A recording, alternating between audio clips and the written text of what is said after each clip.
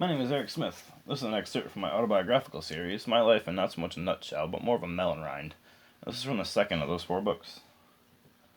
In late April of 2009, I took my second trip back to New York. The bus trip was uneventful. I did see a Sesame Street live truck in Cleveland, so that was noteworthy. I stayed at Adam's house again. On my second night in town, Nicky Hoyt took me to see The Mummy 3, Tomb of the Dragon Emperor. It was playing at the Endicott Movie House. That night, I went up to the Fritz's house. Courtney was a new mother, having just gotten out of the hospital with her son Spencer.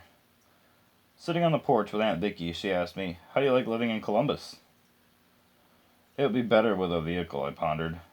"It's also kind of lonely."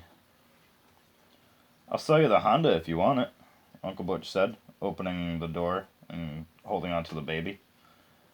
"I'd like that." I looked over at the car, which was sitting in the driveway. It was brown and had a sunroof. "How much?" $1,000, Aunt Vicky suggested. "Will you do payments?" I asked. "Absolutely," they said together. Later that day, Courtney drove me to Adam's house, but we stopped first at HSBC.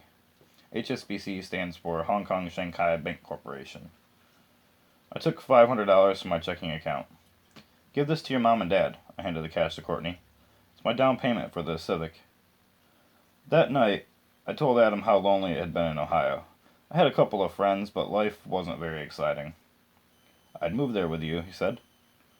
A few days later, Adam and I boarded the Greyhound to Columbus. We talked the whole time about what my neighborhood was like. He wanted to meet Ashley and Kinda. I'll get a hold of them when we get back.